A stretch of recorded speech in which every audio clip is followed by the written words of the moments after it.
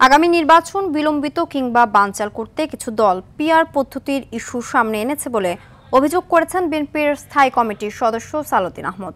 রাজনৈতিক স্বার্থের জন্য যারা দেশের স্বার্থ জলাঞ্জলি দিতে চায় তাদের সেই পথ থেকে ফিরে আসার আহ্বানও জানান তিনি। দলের সিনিয়র যুগ্ম মহাসচিব রুহুল কবির রিজভী বলেছেন, একটি নির্দিষ্ট দলের লোককে গুরুত্বপূর্ণ পদে বসিয়ে সুষ্ঠু নিরপেক্ষ নির্বাচন সম্ভব নয়। শামীম চৌধুরীকে সঙ্গে নিয়ে মাইদুর রহমান রুবেলের রিপোর্ট।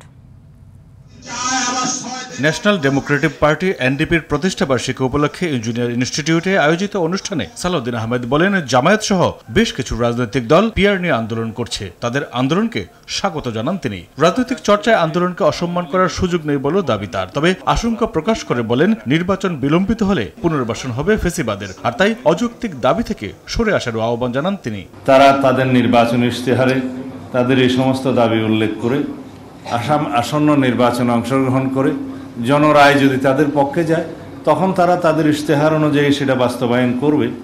এখানে তো জবরদস্তির কিছু নেই।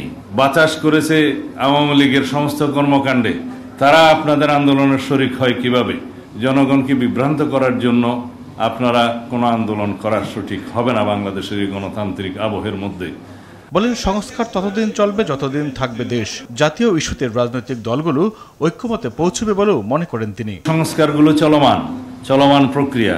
সংস্কার শুরু হয়, সংস্কার কখনো শেষ হয় না, এবং সংস্কার ততদিন চলবে যতদিন মানব সভ্যতা বিরাজ করবে। কেউ যদি মনে করে এই সংস্কার এখানেই শেষ এবং এই সংস্কার বাস্তবায়নের মধ্য দিয়ে আর কোনো সংস্কার করতে হবে না, সেটা তাদের ভ্রান্ত ধারণা। এদিকে এক ফেসবুক পোস্টে বিএনপির ভারপ্রাপ্ত চেয়ারম্যান তারেক রহমান লিখেন, বিএনপি সবসময় শহীদুল আলম ও ফিলিস্তিনের জনগণের পাশে থাকবে। দৃকের ব্যবস্থাপনা পরিচালক ও আলোকচিত্রী শহীদুল আলমের পদক্ষেপকে সংহতির প্রতীক ও বিবেকের গর্জন হিসেবে আখ্যায়িত করেন তারেক রহমান।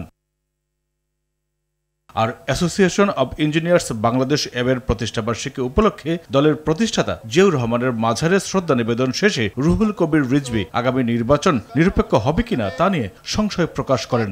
আজকে প্রশাসনে বিভিন্ন জায়গায় একটি ইসলামপন্থী রাজনৈতিক দলের লোকজনদেরকে খুব কৌশলে নানাভাবে বসানো হচ্ছে। এটা দিয়ে কিন্তু অবাধ সুষ্ঠু নির্বাচন হবে না। কোন কোন গুরুত্বপূর্ণ পদে এই সমস্ত বিশেষ রাজনৈতিক দলের মনোভাবাপন্ন প্রশাসক এবং আমলাদেরকে বসানো হচ্ছে। যারা পিআর চান নির্বাচনী ইশতেহারে তা প্রকাশ করার দাবি জানিয়ে বলেন, জনগণ সিদ্ধান্ত নেবে তারা কি চান। আরেকটি কোন নতুন ফ্যাসিবাদের শাসন এদেশে মানুষ দেখতে চায় না। মাইদুর রহমান রুবেল, RTV, ঢাকা।